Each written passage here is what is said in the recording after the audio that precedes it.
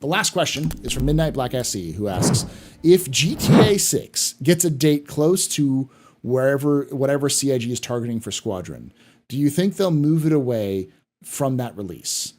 They aren't getting anywhere near the same kind of game, but I feel like GTA will just suck up the oxygen out of the room for a while. Yeah, I would if it were me. I would 100% move my game. I do Baldur's Gate.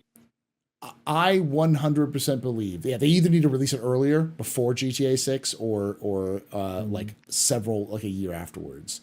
I believe that CIG is confident that they are going to release Squadron 42 in 2024. And I think what's going to happen is they're going to get within 6 months of their release date target. They're going to sit there and go, we need more time. We need more time for polish. We need more things. We could be this better. We need to get this done. And they'll go, cool, we'll push it 3 to 6 months.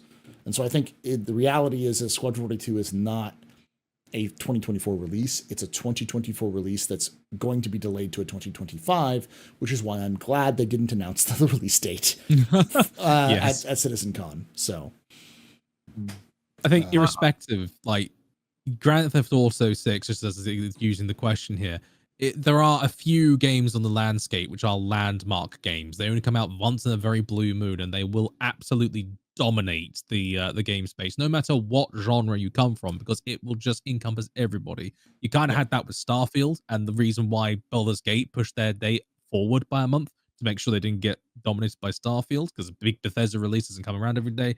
GTA 6 is another one of those. You can't compete with it. Yeah. It's a cultural game. They are different games though.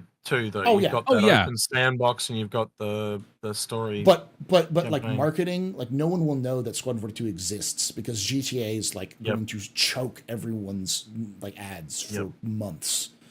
And like example, Hafterson says, and that's what Titanfall 2 did. EA intentionally released Titanfall 2 right before a major release of Call of Duty as a speed bump because they were hoping that people would buy Titanfall 2 and not Call of Duty. And they didn't do that. They kind of did, but they did it as a sacrificial lamb. And as a result, Titanfall 2 is an obscure game that only crazy people like me are like really like because, and people go like, well, I don't even remember what that game is. It's like, yeah, because it was released a week before Infinite Warfare and a week after Battlefield 1. Had a resurgence lately though, because they fixed that update that fixed all the exactly and stuff. Exactly. My nephews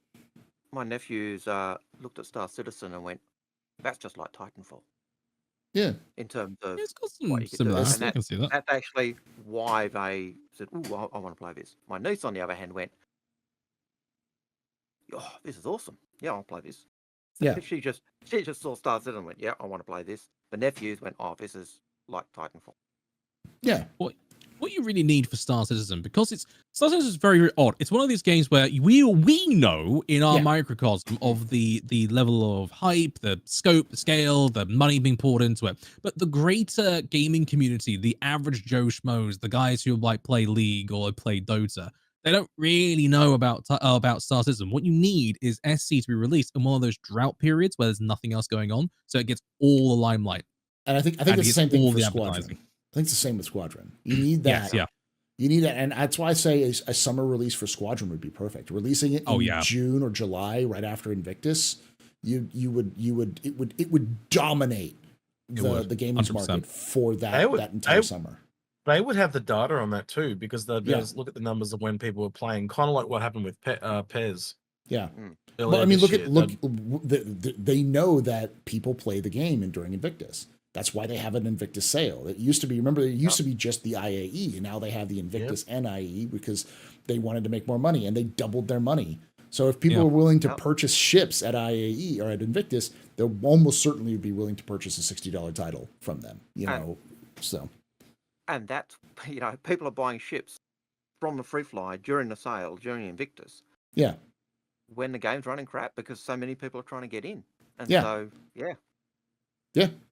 I'd be interested to know who actually invented Invictus. Was it a marketing person, or was it actually like? Oh, it's definitely marketing.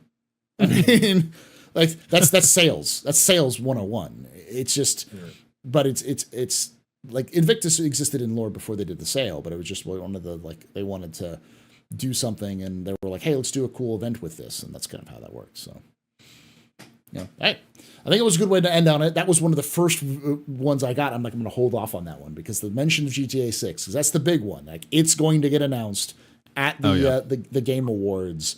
Yeah, this in December. That's what's going to happen. It's going to blow up the Game Awards. So yeah, 100%. What's about? Do you remember when the leak dropped as well of GTA 6 and people were shitting on it left, right, and center? Yeah. It's like, oh, welcome to the problem Star Citizen's had for the last 10 years trying to understand development. Right? Yeah. Yeah. I think if anyone can relate to Star Citizen, it actually would be the GTA devs. Probably. Yeah. Yeah.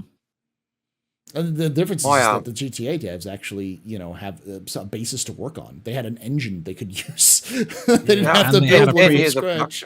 They had a pre-established studio architecture and culture to work with as well. Yeah. But hey, that's just, people don't want to see that when they talk about Star Citizen. No, that's far too convenient. Makes far too much sense.